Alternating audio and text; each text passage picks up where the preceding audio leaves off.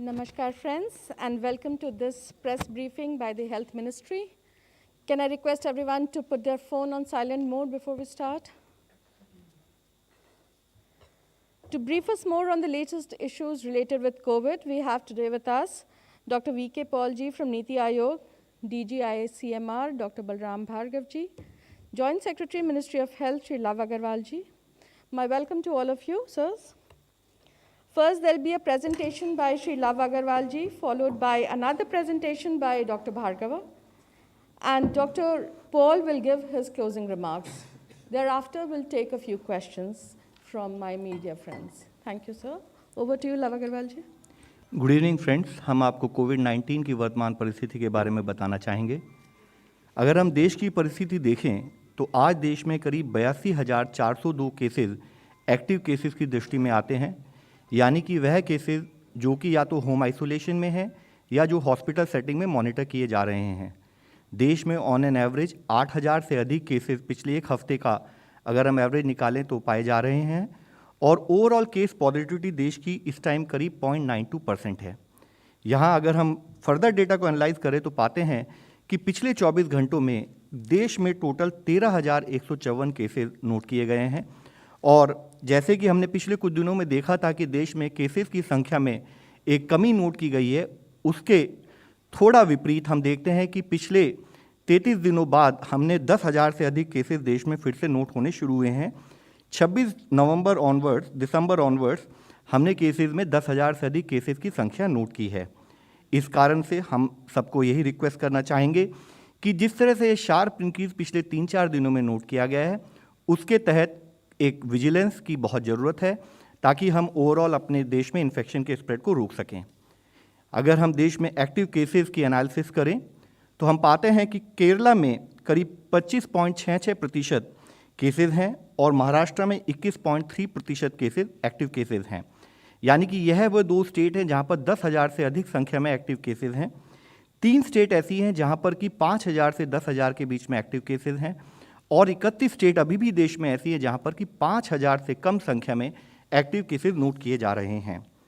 Overall देश में अगर हम इन्फेक्शन के स्प्रेड को देखें तो पाते हैं कि अभी भी 22 डिस्ट्रिक्ट स्टेट्स में ऐसे हैं, 7 स्टेट्स में जहां पर कि अधिक केस पॉजिटिविटी नोट की जा रही है।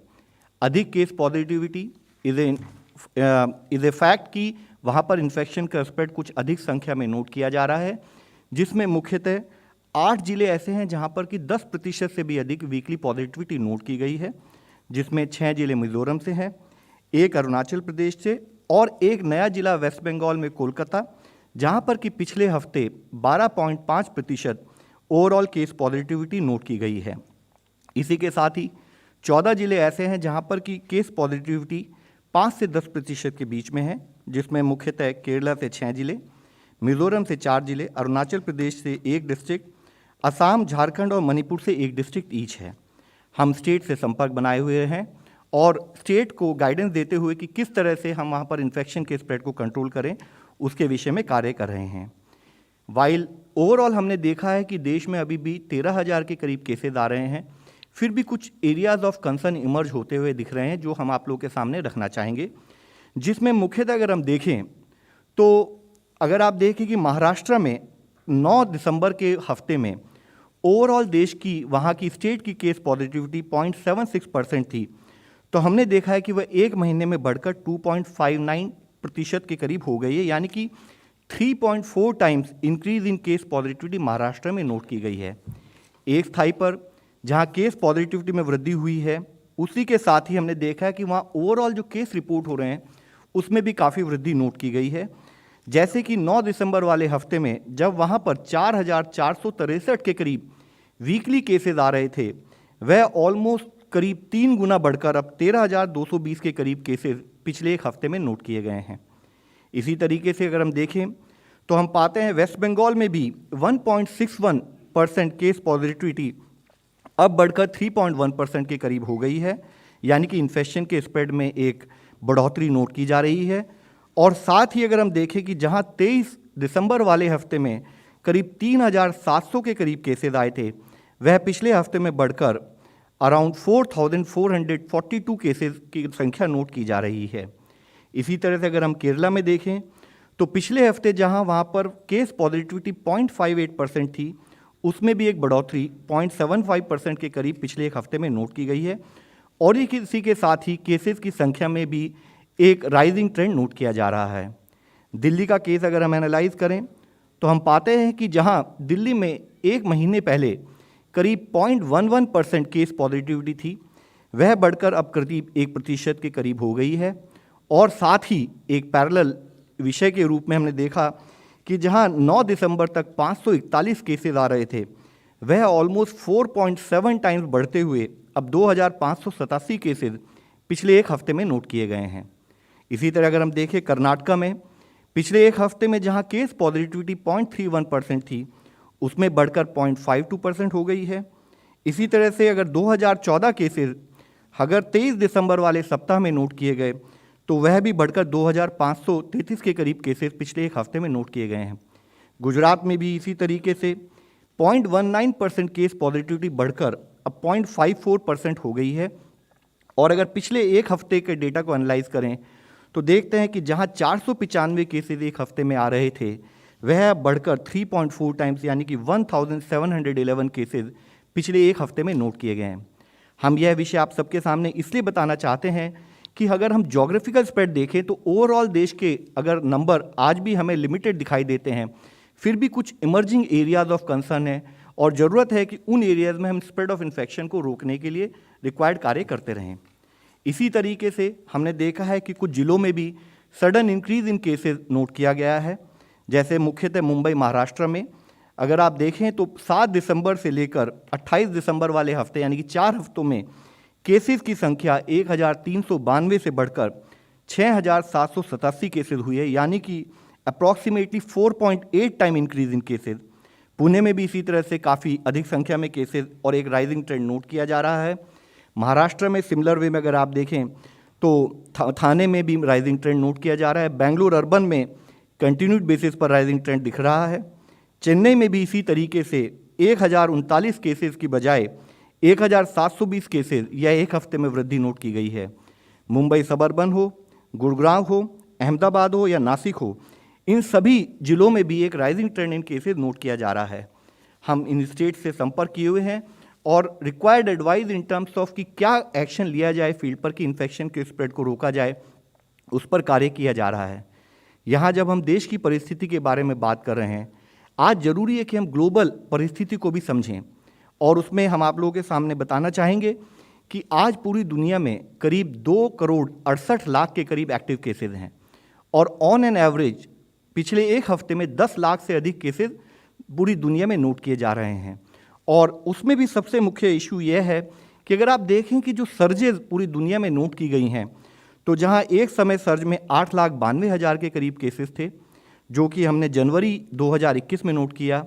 इसी तरह अप्रैल के माह में 9 लाख के करीब केसेस एक सर्ज के रूप में नोट किया गया और 6 अगस्त के समय पर जहां 8,20,000 के करीब cases on an average daily basis पर रिपोर्ट होते थे, उनको नोट किया गया। तो अगर पिछले 24 घंटों का डेटा हम वर्ल्ड लेवल पर एनालाइज करें तो एक एरिया ऑफ कंसर्न इमर्ज होकर आता है कि करीब 17,17,482 केसेस पूरी दुनिया में रिपोर्ट हुए हैं। और इसको फर्दर अगर हम डिटेल में एनालाइज करें तो देखते हैं कि जिसमें 4 देश ऐसे हैं जो कि अराउंड 58% ऑफ जो दुनिया के सारे कोविड केसेस आ रहे हैं पिछले हफ्ते में, वो उन 4 देशों से आ रहे हैं, जिसमें मुख्यतः यूनाइटेड स्टेट्स से अराउंड 28.8%, यूके से 12.5%, फ्रांस से 10.1% और स्पेन से 6.7%।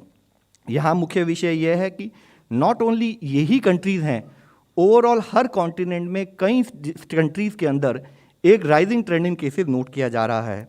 जैसे अगर हम यूनाइटेड स्टेट्स का डेटा एनालाइज करें तो देखते हैं कि जहां 1,21,000 केसेस एक हफ्ते में आ रहे थे, वह 4 हफ्ते होते होते 3 लाख के करीब पहुंच गया है। और जो एक मुख्य विषय है कि अगर हम पिछले 24 घंटे का यूनाइटेड स्टेट्स का डेटा देखें तो हम पाते हैं कि वहां पर 5,12,000 केसेस प्रति रोज की संख्या से रिपोर्ट किए गए हैं। यूनाइटेड किंगडम में भी approximately 2.7 time increase in cases और हम देखें कि ऑन एन एवरेज 1,30,000 के करीब केसेस पिछले एक हफ्ते में नोट किए गए और पिछले 24 घंटे का डेटा देखें तो further area of concern is कि वहाँ पर 3,19,000 केसेस रिपोर्ट हुए हैं। इसी तरह फ्रांस में भी केसेस 2.25 टाइम्स बढ़े हैं पिछले एक महीने के अंदर, और 2 लाख से अधिक केसेस पिछले 24 घंटे में फ्रांस में नोट किए गए हैं। इसी तरह अगर हम स्पेन का डेटा देखें तो पाते हैं कि वहाँ पर 6.7 टाइम्स इंक्रीज इन केसेस पिछले एक महीने में नोट किया गया है, और ओवरऑल 69,000 केसेस इस पर्टिकुलर कंट्री में नोट किए जा रहे हैं। यह विषय हम आप सबके सामने इसलिए लाना चाहते हैं कि जिस तरह से वायरस का इन्फेक्शन का स्प्रेड हम पूरी दुनिया में नोट कर रहे हैं, ज़रूरी है कि इंडिया जो अभी तक हमारी सिचुएशन है उसको समझते हुए हमें फील्ड लेवल पर क्या प्रिकॉशनरी स्टेप्स लेने हैं, हमें इन्फेक्शन स्प्रेड को कैसे रोकना है, उस पर हमें कंटिन्यूड मिशन मोड पर कार्य करने की ज़रूरत है।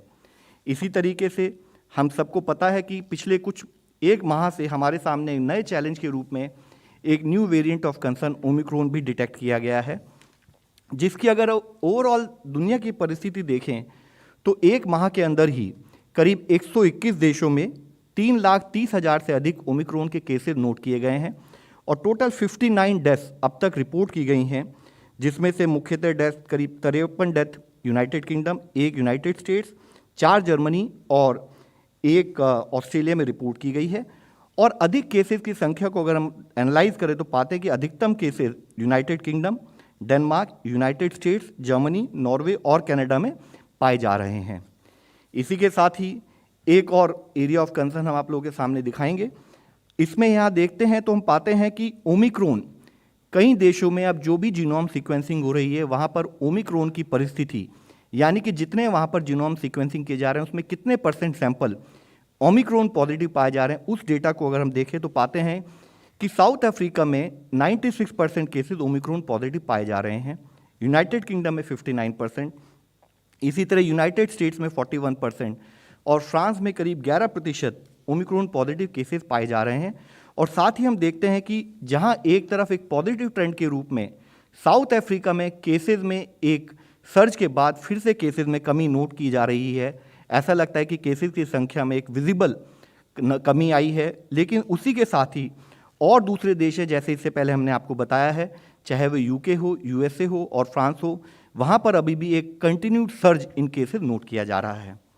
WHO ने ओमिक्रॉन के बारे में जो अपना पिछला अपडेट 28 दिसंबर को दिया, उसमें उन्होंने बताया है कि ओमिक्रॉन जो वेरिएंट है उसमें पाया जा रहा है कि it has growth advantage over delta variant, और इसका डबलिंग टाइम 2 से 3 दिन है।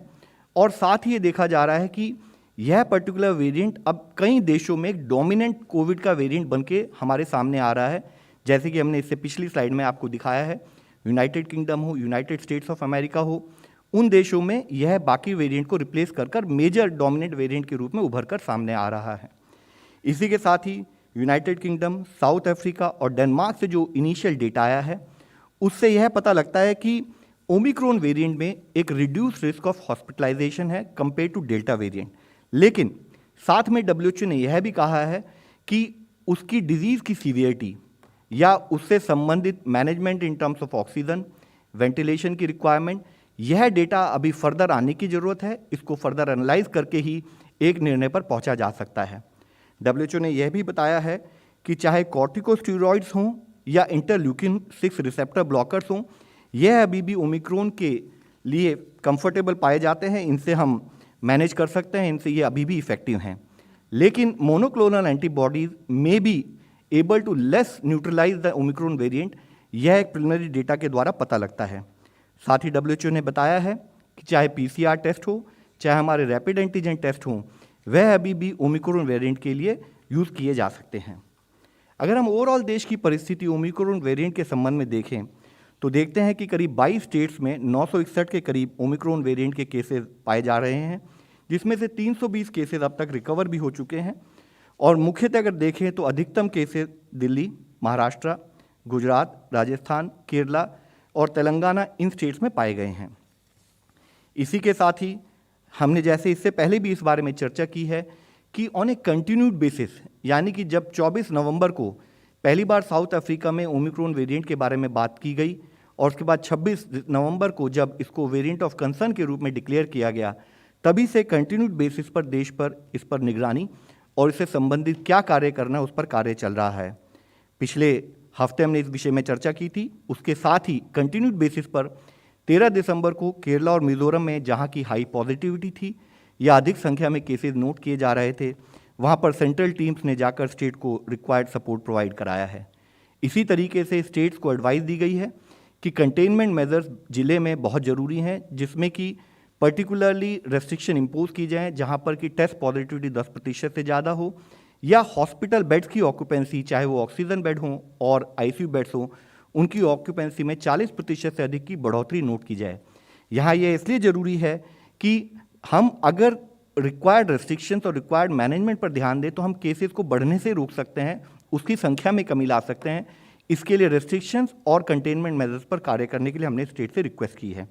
साथ ही माननीय प्रधानमंत्री जी के लेवल पर एक हाई लेवल मीटिंग हुई थी, जिसमें कोविड के विषय में, ओमिक्रॉन के विषय में और किस तरह से देश के हेल्थ सिस्टम को फर्दर अपग्रेड करने की ज़रूरत है, उस पर कार्य करने की ज़रूरत है और स्टेट लेवल पर क्या क्या कार्य होने, उस पर विस्तृत चर्चा हुई थी।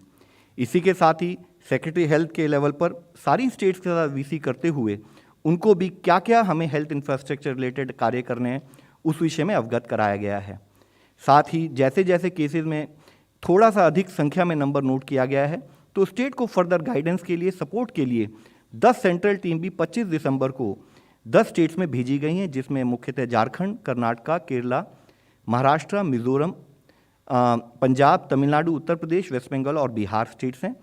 और साथ ही मिनिस्ट्री ऑफ हेल्थ ने अपनी जो 27 दिसंबर की लास्ट एडवाइजरी इशू की है, उसमें उन्होंने बताया है कि जो मिनिस्ट्री ऑफ हेल्थ ने रिक्वायर्ड मैनेजमेंट से रिलेटेड एक नॉर्मेटिव फ्रेमवर्क की बात की है, उसको एक पकड़बंदी के तरीके से फील्ड लेवल पर इम्प्लीमेंट किया जाए। हमने इस विषय में पहले भी चर्चा की है। ओवरऑल कोविड और ओमिक्रॉन की परिस्थिति को समझते हुए देश में और दुनिया में केसेस किस गति से बढ़ रहे हैं या किस तरीके से फैल रहे हैं, उसको समझ के, एमर्जिंग एविडेंस को समझकर डेली बेसिस पर 25 नवंबर से ही माननीय हेल्थ मंत्री साहब के लेवल पर एक मीटिंग की जाती है, जिसमें कि concern senior officials, public health experts और टेक्निकल एक्सपर्ट्स होते हैं, जिसमें कि इस इमर्जिंग एविडेंस को समझते हुए फील्ड पर किन किन कार्यों को करने की जरूरत है, उनको प्रायोरिटाइज किया जाता है और उनको क्रियान्वयन का कार्य किया जाता है। स्टेट्स को जो मिनिस्ट्री ऑफ होम अफेयर्स ने 27 दिसंबर को अपनी जैसी एडवाइजरी इशू की है, उन्होंने स्पेसिफिकली बताया है कि जो मिनिस्ट्री ऑफ हेल्थ ने स्ट्रेटेजिक एरियाज ऑफ इंटरवेंशन बताए थे जो 21 दिसंबर वाले लेटर में, उन पर हर स्टेट को under disaster management act highlight करते हुए कार्य करने की जरूरत है, जिसमें मुख्यतः कंटेनमेंट एक्टिविटीज़ को बहुत एक सुदृढ़ तरीके से फील्ड पर किया जाए, जैसे कि restrictions in terms of night curfew हो, लार्ज गैदरिंग्स की रेगुलेशन हो, उस पर कार्य किया जाए। साथ ही टेस्टिंग एंड सर्वेलेंस एक बहुत इंपॉर्टेंट टूल है इन्फेक्शन कंट्रोल को मैनेजमेंट करने के लिए। तो टेस्टिंग जो है वह गाइडलाइंस के प्रकार से हो, कॉन्टैक्ट ट्रेसिंग और उसी तरह से सर्वेलेंस को फील्ड पर एक सुदृढ़ तरीके से करने की आवश्यकता है। क्लिनिकल मैनेजमेंट, साथ ही बेड कैपेसिटी का एनहांसमेंट और लॉजिस्टिक जैसे कि एम्बुलेंस या और हमारे होम आइसोलेशन के मैनेजमेंट को, उसको कार्य को भी कैसे किया जाए, उसके बारे में स्टेट से रिक्वेस्ट की गई है। हम सबको पता है कि एक मेजर टूल हम लोगों के सामने वैक्सीनेशन है, तो साथ ही उससे संबंधित 100% कवरेज ऑफ फर्स्ट डोज और second dose vaccination for eligible beneficiaries को भी एक मिशन मोड में कार्य करने की कंटिन्यूड बेसिस पर आवश्यकता है। सबसे इंपॉर्टेंट कार्य जो कि हमारी कोविड की लड़ाई में सतत हमारे सपोर्ट में रहा है, वह है कम्युनिटी का एंगेजमेंट। कम्युनिटी में अवेयरनेस लाते हुए, कम्युनिटी में जो ऑनगोइंग चैलेंजेस उनको सामने रखते हुए, उस पर देश को मिलकर कलेक्टिवली कैसे कार्य करना है और मुख्यतः कोविड अप्रोप्रिएट बिहेवियर को कैसे इस्तेमाल करके हमें इन्फेक्शन के स्प्रेड को रोकना है, उस पर कार्य करने की आवश्यकता है। MHA की इस एडवाइजरी में यह भी बताया गया है कि मॉनिटरिंग के लिए ज़रूरी हो तो चाहे क्रिमिनल प्रोसीजर कोड सेक्शन 144 के तहत या कोई भी disaster management act, Indian penal code या कोई भी लीगल प्रोविजन हो, उसको इस्तेमाल करते हुए अगर किसी कारणवश after having created required awareness हम पाते हैं कि कहीं पर भी कोविड अप्रोप्रिएट बिहेवियर से संबंधित उन एक्टिविटीज़ का उल्लंघन किया जा रहा है, तो उसको कंट्रोल करने के लिए स्टेट लेवल पर रिक्वायर्ड कार्य किया जाए। देश में वैक्सीनेशन को कंटिन्यूड बेसिस पर आगे ले जाया जा रहा है। अब तक देश की अप्रॉक्सीमेटली 90% ऑफ एडल्ट पॉपुलेशन को हम कवर कर चुके हैं फर्स्ट डोज के द्वारा। 84.16 करोड़ डोजेस फर्स्ट डोज के रूप में दी जा चुकी हैं। 59.67 करोड़ डोजेस सेकेंड डोज के रूप में देते हुए देश के 63.5% ऑफ द एलिजिबल पॉपुलेशन को कवर करते हुए देश ने अब तक 143.83 करोड़ डोजेस टोटल एडमिनिस्टर की हैं। हमारे फील्ड लेवल जो वर्कर्स हैं उनके कंटिन्यूड एफर्ट्स के चलते हम लोग अब 68 लाख के करीब वैक्सीन डोजेस प्रति रोज एडमिनिस्टर कर रहे हैं। और अगर हम देखें तो इस एक माह में ही, पिछले माह में अब तक हम 19.72 करोड़ डोजेज अब तक देश में एडमिनिस्टर कर चुके हैं। इसी के साथ ही माननीय प्रधानमंत्री जी ने देश के अपने एड्रेस में यह फिर बताया था कि कोविड-19 वैक्सीन अब 15 से 18 साल के बच्चों के लिए भी 3 जनवरी से शुरू की जाएंगी। साथ ही जैसे कि हमने इस विषय में कई बार इस मंच पे भी चर्चा की है कि हेल्थ केयर फ्रंटलाइन वर्कर्स हमारे देश की एक बहुत बड़ी संपत्ति हैं, तो उनके लिए प्रिकॉशन डोज के रूप में वैक्सीन डोजेज को भी 10 जनवरी से स्टार्ट किया जाएगा। साथ ही हमारे वह नागरिक जो कि 60 साल से अधिक आयु के हैं और जिनको कोई कोमॉर्बिडिटी यानी कि कोई एग्जिस्टिंग बीमारियां भी हैं, उनको भी प्रायोरिटाइज करते हुए उनको ऑप्शन दी जाएगी कि वह भी प्रिकॉशन डोज को 10 जनवरी से ले सकें। इसी के साथ ही देश में हमारी जो वैक्सीनेशन, जो चिल्ड्रन प्रिकॉशन डोज जो हमारी शुरू होगी, वह इससे पहले जैसे मैंने बताया है उसके लिए रजिस्ट्रेशन और अपॉइंटमेंट प्रोसेस, सेल्फ रजिस्ट्रेशन जैसे कि इससे पहले अलाउड था, और फैसिलिटेटेड रजिस्ट्रेशन यानी कि आप जाकर साइट पर जाकर भी अपने आप को रजिस्टर कराकर उन डोजेज को लगवा सकते हैं, वह एक ऑपरेशनल गाइडलाइन उस पर कार्य चल रहा है। इसी के साथ ही जो प्रिकॉशन डोज हम पर्टिकुलरली हमारे हेल्थ केयर वर्कर्स हों या हमारे एल्डरली पॉपुलेशन हों, उनको रिमाइंड कराने के लिए कि प्रिकॉशन डोज नाउ दे में बी एलिजिबल, तो उनको हम SMS के द्वारा भी उनको बताएंगे। और साथ ही अगर उनको वैक्सीनेशन सर्टिफिकेट चाहिए तो वैक्सीनेशन सर्टिफिकेट में भी रिक्वायर्ड बदलाव करते हुए प्रिकॉशन डोज का मेंशन किया जाएगा। इसी के साथ ही जो हमारी ऑनगोइंग बैटल है कोविड-19 के अगेंस्ट, उसको फर्दर स्ट्रेंथन करने के लिए, उसको फर्दर मजबूत बनाने के लिए माननीय हेल्थ मिनिस्टर साहब के लेवल पर बताया गया था कि कोवोवैक्स और कोर्बेवैक्स 2 वैक्सीन और मोलनुपिरेविर एक दवाई का भी हमारे ड्रग कंट्रोलर ने उसको इमरजेंसी यूज ऑथराइजेशन दिया है। और ये दोनों वैक्सीन जो हैं कोर्बेवैक्स और कोवोवैक्स, इनको 18 साल से अधिक लोगों को अलाउ किया जाएगा। और पहली वैक्सीन जो है वह प्रोटीन सब यूनिट वैक्सीन है जिसको कि बायोलॉजिकल ई नाम की एक कंपनी बना रही है। दूसरी वैक्सीन सीरम इंस्टीट्यूट के द्वारा बनाई जा रही है। इसी तरीके से मोलनुपिरेविर जो कि एक एंटीवायरल ड्रग है, उसको भी इमरजेंसी यूज़ के लिए अप्रूवल दिया गया है। यह पाया गया है कि यह ड्रग पर्टिकुलरली एडल्ट पेशेंट जिनको कि high risk of disease progression यानी कि जिनमें डिजीज़ के बढ़कर और कॉम्प्लिकेशन आने की संभावना है, उसके लिए यह काफ़ी यूज़फुल हो सकती है। और यह ड्रग देश में 13 कंपनीज के द्वारा बनाई जाएगी और एक मेडिकल प्रेस्क्रिप्शन के तहत ही इसको मेडिकल स्पेशलिस्ट द्वारा प्रेस्क्राइब किया जा सकता है। इस विषय में बात करते हुए हम आप सबके सामने फिर से लाना चाहेंगे, जब माननीय प्रधानमंत्री जी ने देश को एड्रेस किया था तो उन्होंने कुछ मुख्य अंश कहे थे, जिसमें एक अंश था कि हमें अभी भी विजिलेंट रहने की ज़रूरत है। हमें अभी भी ज़रूरत है कि हम कोविड अप्रोप्रिएट बिहेवियर पर कार्य करें। माननीय प्रधानमंत्री जी ने कहा था कि शुरू से ही कोविड की जो देश की लड़ाई है वह साइंटिफिक प्रिंसिपल्स, साइंटिफिक ओपिनियंस और साइंटिफिक मेथड्स पर बेस्ड थी। और हम लोगों ने कंटिन्यूअसली, देश के हर नागरिक ने, स्टेट्स ने, सब ने मिलकर इस लड़ाई को टायरलेसली शुरू से लड़ा है और हम अपने देश को बचाने के लिए रिक्वायर्ड कार्य कर रहे हैं। लेकिन उन्होंने जब इस बारे में बात कही थी तो उन्होंने ये भी कहा था कि जो ये एफर्ट हैं, जो देश में अब तक एफर्ट हुए हैं, ये एफर्ट प्रूफ हैं हमारे हेल्थ सिस्टम की, टीम डिलीवरी की, डेडिकेशन के, हमारे हेल्थ केयर वर्कर्स के एफर्ट के, और साथ में एक कॉमन मैन के ट्रस्ट के, जिसने साइंस के डिसिप्लिन को इस्तेमाल करते हुए देश की इस लड़ाई में हर समय अपना सहयोग दिया।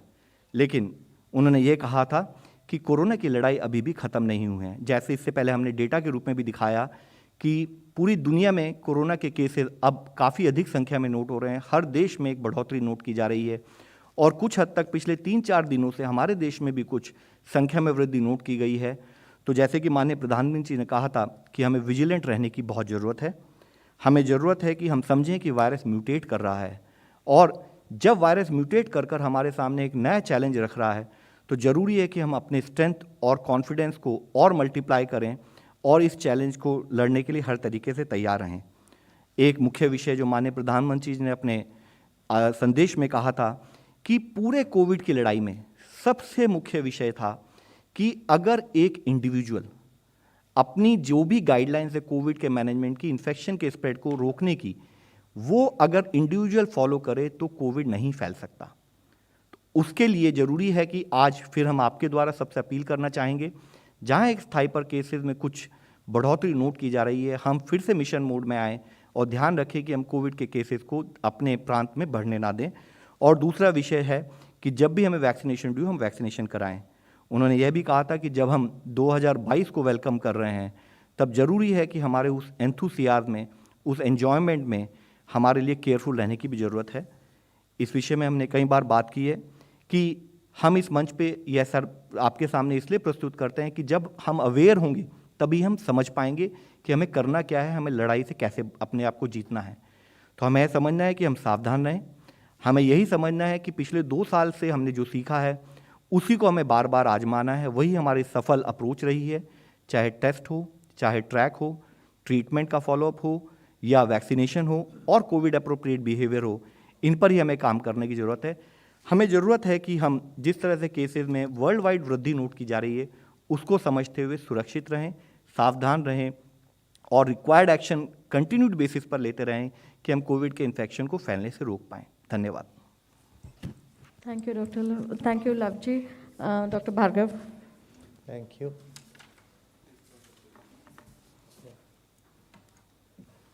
So can we have the presentation? Yeah. Next So presentation. now the purpose of these 5-6 slides today is to the purpose of this presentation today is to apprise you of COVID immunity. First of all, how do we get it? How we have got it, either after an infection or after a vaccination. So the question remains, how long does that last? And that is what we will put before you in a scientific perspective. Now we know the whole virus SARS-CoV infects an individual in natural settings. This virus elicits 3 kinds of responses. One is antibody-mediated, the second is cell-mediated immunity, and then there is immunological memory. And measurement of antibody titer alone does not capture the entire protection. So that is very clear. However, it is well known, and we will be talking about some of that data, the durability of immunity post-infection persists for about 9 months. So if you get an infection for 9 months, you are generally protected. And what is the evidence? The evidence is the following, and this is global evidence. Immunological memory for SARS-CoV lasts for more than 8 months after natural infection. This is from USA, published in Science. Then there is antibody and cellular response more than 9 months after infection from China. Then longitudinal investigations in USA of multiple studies have shown that the antibody responses persist for more than 13 months post-infection.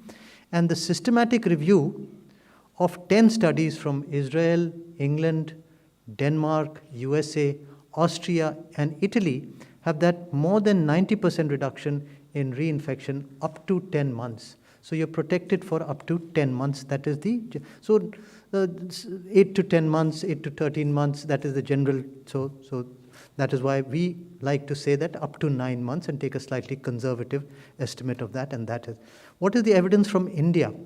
There are 3 studies, 2 from ICMR and 1 from Bombay, on 284 patients, on 755 patients, and 244, that it persists for up to 8 months, 7 months, and 6 months. And these are all published data from infection that occurred in 2020, 2021, and that has been followed up for 8 or 9 months, and that is where we stand. So 90% is at least up to 8 months. Now this is the immunity that I talked about, provided by a natural infection, lasting up to 8 to 13 months, and most probably, so we've taken a conservative of 9 months. Then vaccination can provide immunity, and majority of Indians have received either of the 2 vaccines. And we know the 2 vaccines, we will talk about them. Some vaccinated individuals had prior symptomatic infection, and some vaccinated individuals had prior asymptomatic infection. That is why if you look at the seroprevalence, that was 67% in June, July, and in Delhi they'd come up to about 90%. So some of them were asymptomatic. So in essence, what is the summary of this point I want to emphasize is that multiple exposure to the virus antigen has happened, whether it be through the vaccine or through infection or through contact. And the durability of this immunity also persists for up to or more than 9 months. And what is the evidence that we have, scientific evidence for this immunity to persist for up to 9 months? There are global and Indian evidence. So there is a meta-regression analysis on 4 WHO emergency licensed vaccines, and one of them was AstraZeneca vaccine, that more than 90% against severe disease for more than 6 months in all ages across the board. This was a huge meta-regression. And other important point is recovered and vaccinated, that is hybrid immunity, that is people who have recovered after an infection and have been vaccinated, or vaccinated and then also had disease and recovered. So that is called hybrid immunity. And those promotes a slightly stronger response and lasts slightly longer. And this robust antibody titers after second dose may be more than 6 months. That is published in a very important journal called the Nature. Now, what is the evidence from India? So we have 3 studies, and there are a few more. I've just taken out the 3 key ones. One is from Calcutta, the other is from Kerala, and the third is from Chennai. And they have looked at presence of persistence of cell-mediated immunity is 10 months, both Covishield and Covaxin. This is from Calcutta, after a vaccination alone. We do not know the infection status, whether they got asymptomatic, but what is the duration of persistence of cell-mediated immunity in vaccinated individuals is up to 10 months with both, either with Covishield or with Covaxin, and this is a large study. The other is hybrid immunity with Covishield is stronger than only infection or vaccination. So if you have had an infection and a vaccination, your immune response is more than only infection or only vaccination. So important thing is that vaccination is absolutely essential.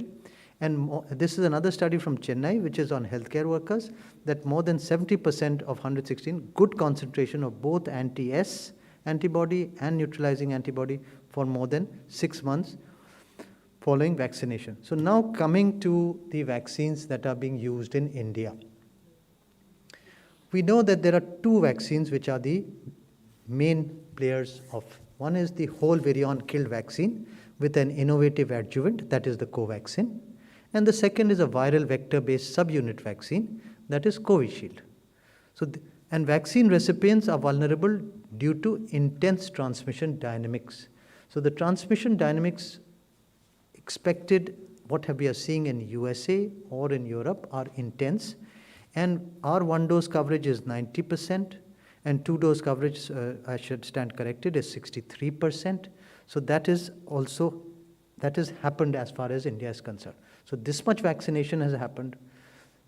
We know the number of cases, we know the seroprevalence, that is also to be factored in.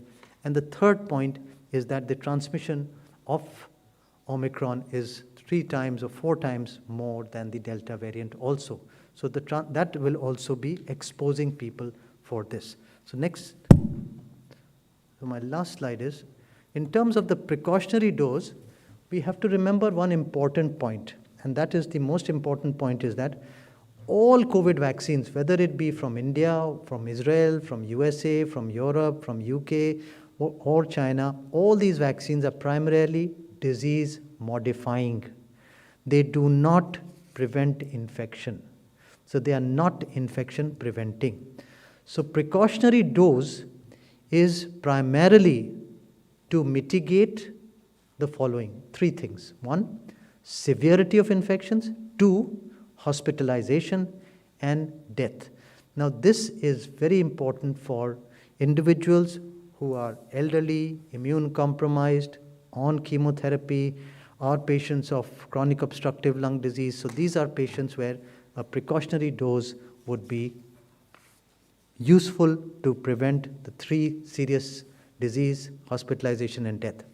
And the important 3 points that I want to stress on is mask use before and after vaccination is must.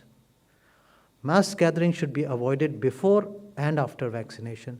And earlier and currently circulating strains spread through the same route. They are all spreading through the respiratory tract, through the airborne. So we have to remember that whether the virus is mutating, it spreads by the same route.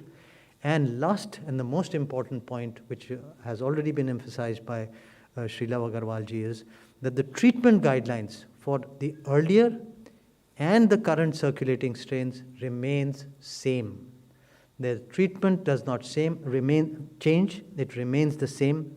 Home isolation remains an important parameter, important pillar, and hospitalization will be limited to those, particularly those who are unvaccinated.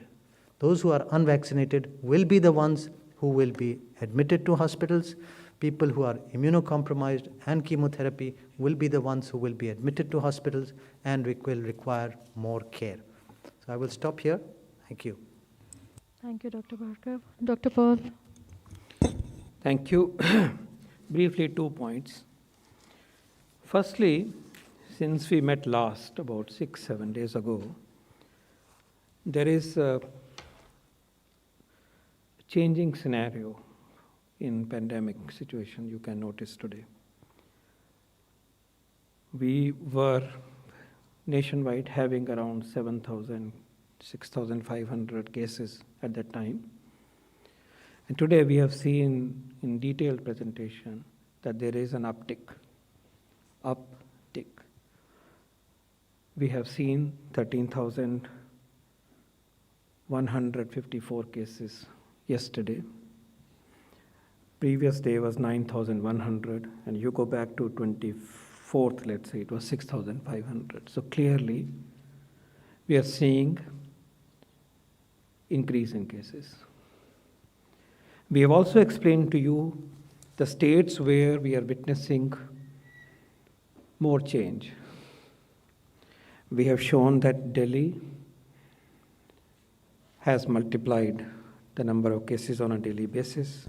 Maharashtra, in particular Mumbai, you are aware. Punjab, Haryana, Jharkhand, Chhattisgarh, West Bengal, Gujarat. So several states are showing a trend which is going up. We believe on the scientific basis that R0 is 1.22 from the available data in public domain. So the cases are now enlarging, not shrinking. So far, the deaths are stable. Deaths are in the range of 260, 250, below 300 typically, and that remains stable, which is reassuring as of now. As the scenario emerges, we believe what we are witnessing could be part of the global rise in cases pushed by the Omicron virus in the world.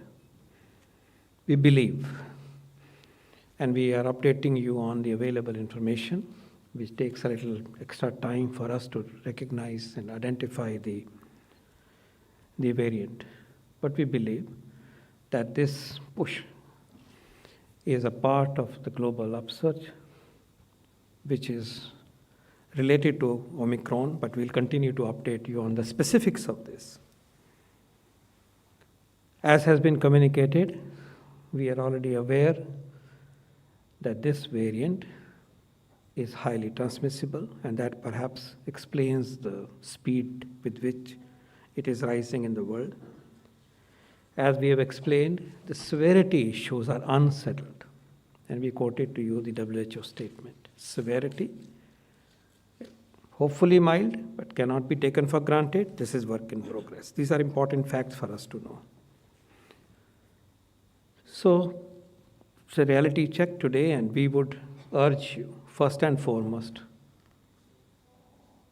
there is no need to panic, because as a nation we are prepared. As a nation we have experience, and we have the massive shield of very high coverage of the vaccine. I repeat, no need to panic. But there is a need to be prepared and to be responsible. and to be disciplined. And here, we must follow the restrictions and the rules that different state governments will impose in the larger interest, and the framework is available to them. Several state governments have taken appropriate measures. And here, as very nicely stated by Dr. Bhargav, all variants enter through the same route, and that route can be blocked by wearing a mask. The mask will not get out of fashion. Mask remains the final frontier in the face of this variant. In addition to the vaccine protection that you have inside your body, but the virus is an external agent, and it has to pass through the barrier of the mask, and that makes it even more difficult, in addition to be prepared internally to fight this virus. So mask, mask, mask. Even more important today.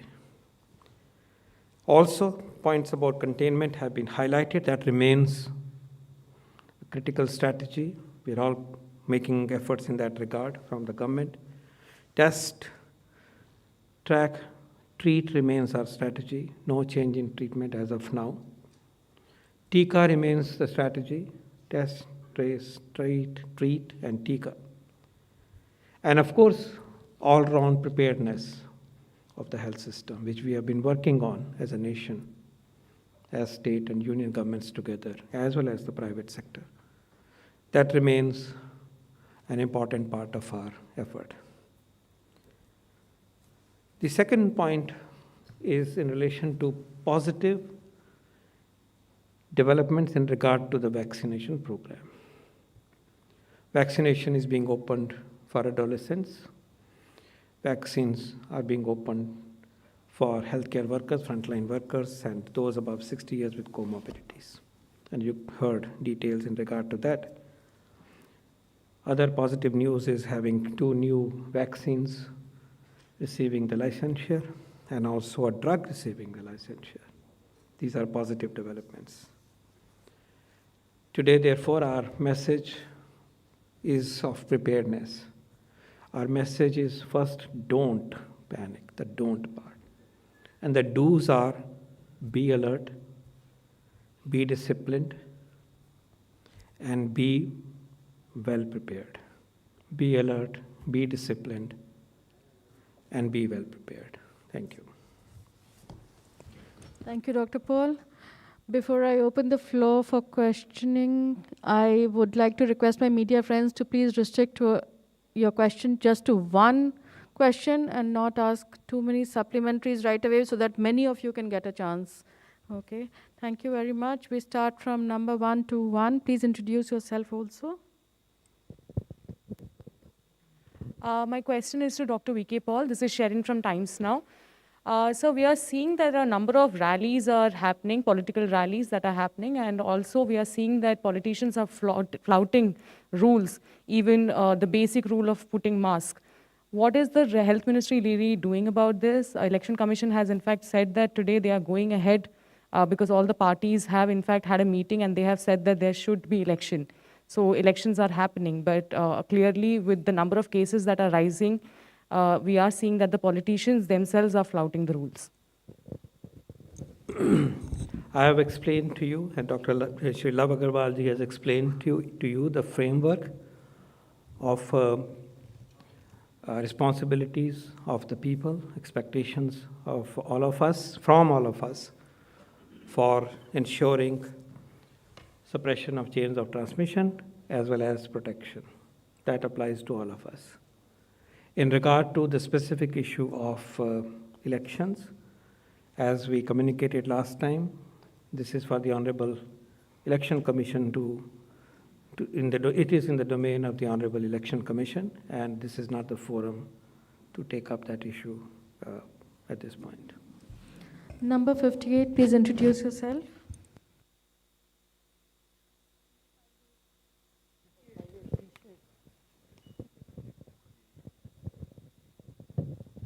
मैं राहुल हूँ news nation से। मेरा सवाल ये है कि आपने बताया कि विदेशों में किस तरीके से ओमिक्रॉन एक मेन केसेस का पीछे वजह बताई जा रही है। भारत में क्या परसेंटेज है, और अगर केसेस में डेल्टा और ओमिक्रॉन दोनों ही बढ़ रहे हैं तो डेल्टा के लिहाज से भी क्या खतरा है? भारत में कितने परसेंटेज में ओमिक्रॉन फैल रहा है टोटल केसेस के हिसाब से? देखिए हमने आपको हमने आपको विश्व की परिस्थिति के बारे में बताया कि वहाँ केसेस बढ़ रहे हैं, और उसमें दो विषय उभर कर आते हैं जो विश्व के परिप्रेक्ष्य में है कि एक तो ये है कि अभी भी डोमिनेंट स्ट्रेन डेल्टा है, लेकिन साथ ही जहाँ पर एक तेज़ गति से केसेस, चाहे वो यूरोप में हो, यूएस में हो, इवन अफ्रीकन कॉन्टिनेंट में हो, वहाँ पर ये दिख रहा है कि अब ओमिक्रॉन भी उसी तेज़ गति से बढ़ रहा है, और ओवरऑल जब वहाँ पर जीनोम सीक्वेंसिंग हो रही है तो ओमिक्रॉन के केसेस में काफ़ी बढ़ोतरी नोट की जा रही है। इसी तरह से WHO ने भी अपनी जो बुलेटिन में यही हाईलाइट किया था कि इट अपीयर्स कि in certain locations delta is being replaced by Omicron. और हमारे यहाँ देश में भी जो हमारा इंसाकॉग नेटवर्क है, जिसके द्वारा हम जीनोमिक सीक्वेंसिंग करते हैं, उसमें हम पा रहे हैं कि जैसे हमने आपको बताया कि केसेस में विद समय से हमने उसमें थोड़ा सा बढ़ोतरी नोट की है, लेकिन ज़रूरी है कि जो केसेस की जो बढ़ोतरी आज भी हमारे देश में जो समझने की बात है वो है कि हमारे देश में मेजर डोमिनेंट स्ट्रेन आज भी डेल्टा ही है। और ज़रूरी है कि जिन प्रिकॉशनरी स्टेप्स की हमने बात की है, जैसे कि एक बहुत ही एक सिंपल वे में हमने सबको सबमिट किया है, हाईलाइट किया है कि वायरस या स्ट्रेन कोई भी हो, जो आज हमारे टूल्स हैं मैनेजमेंट के, वे वही हैं जो 2 साल से हम कंटिन्यूस बेसिस पे यूज़ करते आ रहे हैं। तो ज़रूरी है कि हम, चाहे ओमिक्रॉन हो चाहे डेल्टा हो, अगर हमें उसके इन्फेक्शन को, स्प्रेड को रोकना है, तो एक इंडिविजुअल रेस्पॉन्सिबिलिटी के रूप में, मैं भी एक समाज के नागरिक के रूप में, आप भी एक समाज के नागरिक के रूप में, हम सब कलेक्टिव इस बात पर कार्य करें कि हम मास्क का इस्तेमाल करें, फिजिकल डिस्टेंसिंग को अपनी लाइफ में एक नॉर्मल रूल के रूप में लेके आएँ, और साथ ही हैंड हाइजीन और रेस्पिरेटरी हाइजीन पर ध्यान रखें ताकि हम इन्फेक्शन के स्प्रेड को रोक सकें। Number 11. Sir, Ayushman from Mirror. Now, first question on the Omicron tally that One we are question. seeing. Only question on Omicron tally that we are seeing. All these positive cases are getting admitted. For how long?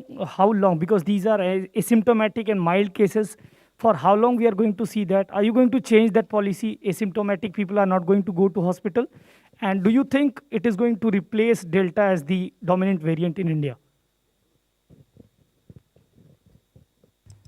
देखिए अभी जो हमने जो protocol बनाया है वह एक very जिसे कहते हैं कॉशियस अप्रोच पे हम लोग कार्य कर रहे हैं इस विषय में। जैसे कि कई और मीडिया के मित्रों ने भी इससे बारे में इससे पहले बात की है कि कुछ देशों में इवन जो क्वारंटाइन का समय भी कम किया गया है, तो उस विषय में हमें समझने की ज़रूरत है। अगर देश कॉशियस परिस्थिति से आगे बढ़ेगा तो टू दैट एक्सटेंट देश उसको मैनेजमेंट में भी उतना ही सफल होगा। तो हमारा जो एफर्ट है कि हम ओमिक्रॉन के केसेस अगर हम उनको हॉस्पिटल में एडमिट करते हैं प्रेजेंटली, क्योंकि अभी भी नंबर हमारे सामने दिख रहे हैं कि हम उनको ढूंढ पा रहे हैं, उनके कॉन्टैक्ट को टेस्ट कर रहे हैं, और उनको हम अगर हॉस्पिटल फैसिलिटी रखें तो हम टू दैट एक्सटेंट इन्फेक्शन के स्प्रेड को रोकने में उसी हद तक कामयाब होंगे। तो यह एक कॉशियस स्ट्रेटजी अप्रोच है जिस पर देश कार्य कर रहा है। Number 4.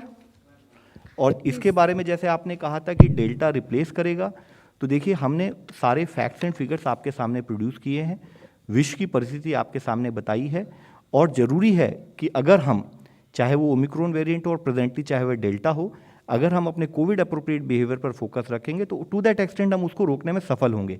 लेकिन चाहे वह ओमिक्रॉन से संक्रमित मनुष्य हो, चाहे वो डेल्टा से संक्रमित मनुष्य हो, अगर हम रिलेटिवली रिलैक्स्ड रहें और उस बिहेवियर का पालन नहीं करेंगे तो जो पर्टिकुलर स्ट्रेन है वह पर्टिकुलर इन्फेक्टेड पर्सन उतने ही ज़्यादा लोगों को इन्फेक्ट करेगा। तो इसके बारे में एक डेफिनेट परिस्थिति से एक डॉक्यूमेंट के रूप में बताना अभी क्लियर नहीं होगा, लेकिन हमारे लिए ज़रूरी है कि जो हम इस मंच से आपके द्वारा रेगुलर बेसिस पर रिक्वेस्ट कर रहे हैं कि जिस तरह से दुनिया की परिस्थिति दिख रही है, हमारे लिए ज़रूरी है कि देश उस परिस्थिति को समझ के देश के लेवल पर, देश के हर नागरिक के लेवल पर गवर्नमेंट के साथ मिलकर क्या कार्य करना है वह ड्यूटी हम निभाएं।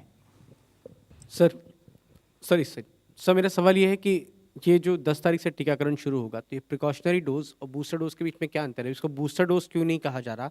और क्या आने वाले समय में आप लोग जो तीसरी वैक्सीन है, अगर किसी ने कोविशील्ड लिए तो क्या वो कोवैक्सीन लगवा पाएगा, या कोवैक्सीन लिए तो कोविशील्ड लगवा पाएगा? इसको ज़रा क्लेरिफाई कर दीजिए कि बूस्टर और इसके बीच में क्या अंतर है प्रिकॉशन के? We are having extensive debate on which dose, which vaccine. We've had a series of meetings of NTAGI yesterday, day before, today, and we are deciding what is the population that will require this vaccine, which includes frontline workers, healthcare workers, 60 plus with comorbidities. What is the vaccine available? What are the new vaccines available? Which vaccine can be given for which vaccine in terms of safety and in terms of efficacy. So we are analyzing all the data that is available in terms of which vaccine can be given to which, whether it is going to be the same one or it is going to be different one. Before the 10th, we will have clear-cut recommendations on the same. The drug controller, the National Technical Advisory Group on Immunization are meeting, and that decision will be taken. Second last question, number 53. Sir, this is Mohit Sharma from India Today. Sir, during the UP Panchayat elections, which took place earlier in the year, there was a surge that was seen between, especially with regards to people who were a part of the election campaign and especially, who were taking part in the campaign as well and who were actually organizing the election process as well, who were a part of the election process. Now, a similar thing is being witnessed at this particular point as well. Rallies are being organized. I know that you've already answered this question, but can't the health ministry take any suo motu cognizance of what's happening out there, and can't advisory be issued with regards to such huge public gatherings that are taking place, especially given the fact that often on and off we are witnessing that no masks are being worn by people who are actually in these rallies? I think we have responded to this question, and as we have emphasized the preventive measures and measures that protect us against the infection and protect the spread of infection are applicable to all of us. Number 32, that's the last question, please. 32. Ma'am please ma'am doctor Paul से मेरा सवाल है कि WHO ने warn किया है corona tsunami और health system collapse जैसी भी बात कही है, तो क्या भारत में भी आप वैसी स्थिति देखते हैं? और दूसरी बात यह है कि क्या थर्ड वेव की शुरुआत मानते हैं आप?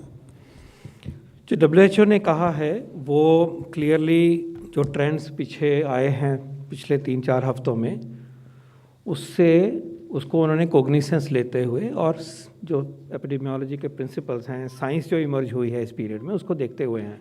आज भी आपने देखा होगा जो स्लाइड हमने ग्लोबल डेटा पे दिखाई, तो ये जो स्पीड जैसे ऊपर जा रही है ग्लोबल सर्ज, वो पहले की सर्जिस से ताकत में उससे भी ज़्यादा की तरफ बढ़ती हुई दिखाई देती है। तो उन्होंने भी इसी चीज़ को नोटिस किया होगा और and knowing the behaviour of the virus, so there is a warning for the entire world that the entire world was still facing the Delta. We had experienced Delta earlier, but several parts of the world had not experienced Delta, which had its own issues. And then you have a new variant which brings in more complexity and greater transmissibility, for example, and other issues that have been shared in public domain. So there is a warning that all nations, all societies, all families, individuals should be alert, disciplined, and well prepared. It's the same message that we are also trying to transmit. And be prepared that this surge could be significant. Be prepared that it may not necessarily be mild. Be prepared that the health system and facilities are ready to the maximum possible level. Those are the messages we receive and hear from WHO, and these are the messages we have tried to transmit to the nation. So just one more question, if it is okay. 175. Doctor Paul, मेरा आपसे सवाल है कि जब पहली लहर आई तो 98,000 के आसपास मामले आए, वो गिरकर 9,000 के आसपास आए, 9,000 से उठकर मामला फिर 4,14,000 या 15,000 के आसपास पहुंचा, फिर ये मामला गिरकर 6,000 से अब 13,000 पहुंचा। तो क्या इसको तीसरी लहर हम मानेंगे? देखिए, इमर्जिंग सिचुएशन है, आप जैसे आर्टिकुलेट कर रहे हैं तो फैक्ट्स हैं, जैसे हमने दिखाया यहाँ पे। ये कहाँ लेके जाएगी हमें, कहाँ ये पहुँचनी है, कहाँ इसको रोकना है, ये सब हमारे हाथ में है और हमें उसके लिए उसको रोकने के लिए पूरी कोशिश करनी है। इसको लिए तैयारी रखनी है, लेकिन कोशिश यही होगी कि इसको हम इसी टाइम पे इसी जगह ही दबा के रखें. And that, as we have said, is in our own hands by vaccination and by precautions and by the other public health measures that the union government and the state governments are taking. Thank you. Thank you so much. Thank you. With this, we समझा दिया finish. Doctor साहब ने इतने we अच्छी come- तरह से.